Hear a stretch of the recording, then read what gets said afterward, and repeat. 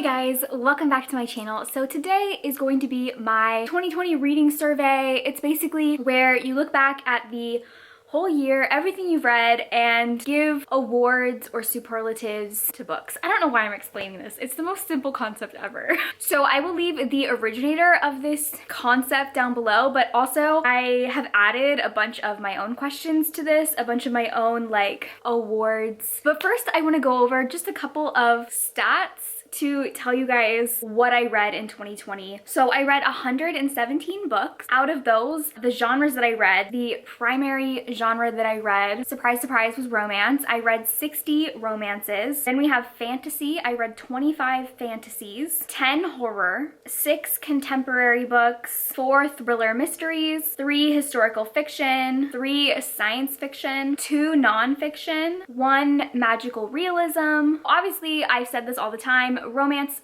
fantasy, and horror are my most loved genres, which definitely shows within this graph. The top 3 genres that I read were romance, fantasy, and then horror. Obviously with romance overwhelmingly taking over. I read over 50% romance books. I feel like that has definitely contributed to the fact that, one, I host a romance readathon where I tend to read tons of things at once, and I also read a lot of really shorter, quick romances, so it's very easy for me to get my romance number up. But I do like to see that it is like 50% romances, 50% other stuff, because that's always how I've kind of viewed my channel, even though I feel like people definitely classify me as a romance booktuber, and I am totally accepting of that and love that. I've always considered myself more diverse than that, and I do feel like I am like 50-50 romance, other genres. For the next stats, for age range, I read 81% adult, 19% young adult, which definitely does not surprise me. I don't read a lot of young adult anymore, and when I do, it tends to be authors that I already know and like. So then the last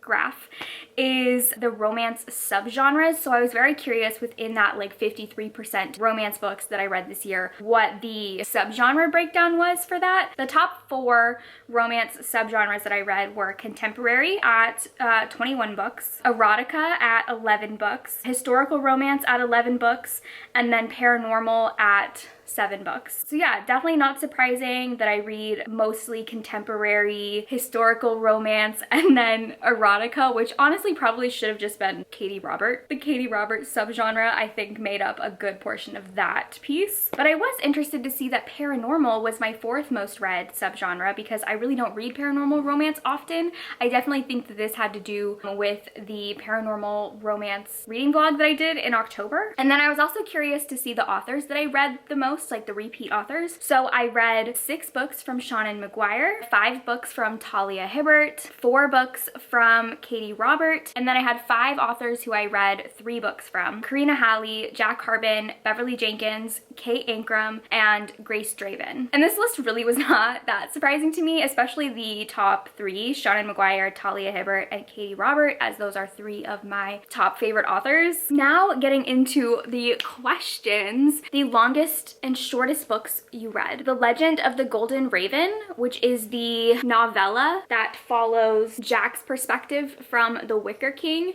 That was 40 pages. And then the longest book that I read was European Travel for the Monstrous Gentlewomen, which is the sequel to The Strange Case of the Alchemist's Daughter. This was 720 pages. So the most popular was Station 11 by Emily St. John Mandel. This has almost 700,000 ratings. Then the highest rated book that I read was Stamped by Jason Reynolds and Ibram X. Kendi. This has a 4.54 rating. And then my average rating for the year that I gave books was 4.1, which is very interesting to me, because if I look at the past 6 years, every single year it goes up a 1/10 of a point. So in 2017, my average rating was 3.6. In 2018, it was 3.8. In 2019, it was 3.9. And now it's 4.1. So what that tells me is I'm just getting much more in tune with what my taste is. I'm no longer year, like I still experiment a little bit, but I feel like I know generally what books I'm gonna like, and I just don't waste my time on books I don't think I'm gonna like. I don't have that kind of time or that kind of patience. I think that's it for like the stats. Now we're gonna get into the awards, I guess. So we have favorite debut from 2020. So this one I literally could not choose. If you guys have already seen my best books of 2020, 3 books from my list were debuts. So we have The Library of the Unwritten by AJ Hackwith, The Year of the Witching by Lexis Henderson, and then The First Sister by Lyndon A. Lewis. These were all really great debuts. They were all first books to very promising series that I'm so excited for. The next question is favorite book not published this year. I'll go with The Strange Case of the Alchemist's Daughter by Theodora Goss. This was published in, I think, 2017 is what I'm gonna guess. Yeah, 2017. And I freaking loved it. It's probably one of my, like if I really had to choose one of my top favorites of the year, it's probably this one. And I literally could not believe I'd owned this book for so long and had not picked it up. A book that lived up to the hype. One of the only books that I read this year that even really had a lot of hype to live up to, I think, was The Invisible Life of Addie LaRue by V.E. Schwab. This was obviously a very hyped book because of the popularity of the author, and I really enjoyed this. I gave it 5 stars. Then we have a book that did not live up to the hype. I don't even own this book anymore, and that is The Wives by Taryn Fisher. This was one of the very few 1 stars that I gave this year, and the reason why I don't have a worst books of 2020 is because it would literally just be a 20-minute rant about this book. I hated this book, hated it. And it was super, super hyped. Like, it was a book of the month pick. I feel like all of the pre-reviews were really, really good. People were raving about it. It was a 5-star prediction. It makes me angry. What is a book that felt like the biggest accomplishment? I feel like I have 2 answers for this. One of them is the European travel because of the length. And I also read this in like 2 days. So that was definitely an accomplishment. But then also The Bear and the Nightingale by Catherine Arden, specifically because of just how long I've been trying to read this book. This book came out in 2017. But I had an arc of it, so I got it even like way before it came out, and I've literally been meaning to read it for so long. I've attempted to read it so many times. I'm glad it finally happened, and now I can get people to stop telling me to read it, because this was one of those books that like once a week I would get somebody telling me to read this book. Then we have favorite new character. I'm gonna go with Serapio from Black Sun. He's definitely one of like the first characters in a long time that within 2 pages of the book, I was already like, okay, I love him. I just have to say, like, everybody from the House in the Cerulean Sea, but specifically Chauncey.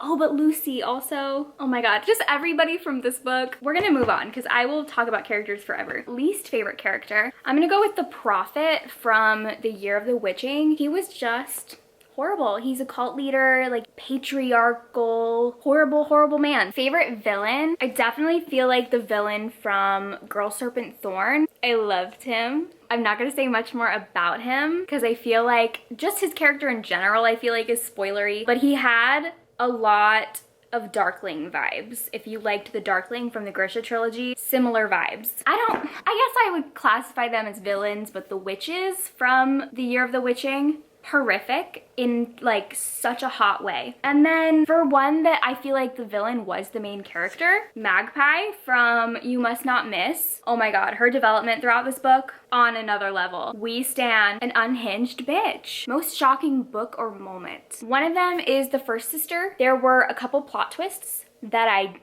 did not see coming at all. This shocked me. I also would say specifically the final scene of Black Sun, like wild. Weirdest book would definitely be Bunny by Mona Awad. Like, I still feel the same way about this book as I did after I finished it, in that, was it 5 stars?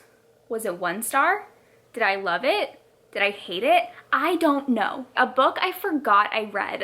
Okay, a book I forgot I read. And no shade to this book. It could have been a great book, but I just don't remember it. And that's The Guinevere Deception by Kirsten White. This is a Arthurian, I think I even vlogged it. I should go back and watch that vlog and see what I thought of it, because I saw this, like I was going through the books that I read in 2020 and I saw this on there and I was like, I read that? Just deleted. It's gone. Don't remember. Favorite couples. So I would definitely say from like romance books, Danny and Zaph from Take a Hint, Danny Brown. And then Brishan and Ildiko from Radiance. From non-romance books, both of the couples from Kay Ancram's books. I think that Kay Ancram just writes like romantic connection really, really well. And then also I would say Girl, Serpent, Thorn, specifically because this was a love triangle where I loved both of the love interests for different reasons, and I loved the main character with each of them for different reasons. Like you have a sapphic fairy and then a demon monster boy. How do you choose? I don't know. The main character knows. I don't know. A book that you pushed the most people to read in 2020. The books that I feel like people like tag me in or comment about or like message me, hey, I read this, are definitely The House in the Cerulean Sea by TJ Klune, and then also The Strange Case of the Alchemist's Daughter, which is great because I feel like these are my top 2 books of the year, like if I really had to choose. Favorite book cover of the year. I think that my favorite covers were Katrina Leno's. We have Horrid and then the cover redesign of You Must Not Miss. I feel like they have very like Rory Power cover vibes, which also Burn Our Bodies Down was another one. I just love this artistic design, and I'm so glad this book got a new cover because the previous cover I feel like does not represent this book at all, whereas this cover is like iconic. Then we have favorite book adaptation. As far as I know, there aren't any 2020 book adaptations that I read the book and watched the thing.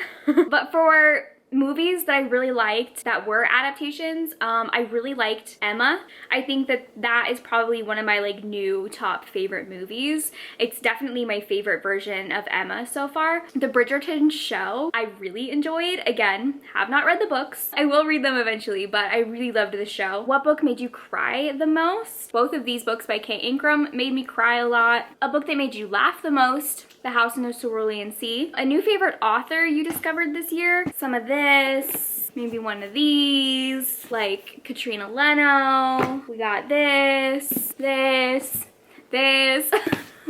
think that out of all my favorites of 2020, my top 10, there were only 3 authors who I had previously read from before. Shannon McGuire, Rebecca Roanhorse, and Melissa Bastardost. Other than that, they were all new authors. Favorite book you reread this year? I only reread 2 things. So, well, technically 6, but I reread the entire Wayward Children series by Shannon McGuire, and then I also reread Poison Study by Maria V. Snyder. Other than that, didn't reread anything. I don't do rereads often. And when I do, it's usually Wayward Children or Poison Study.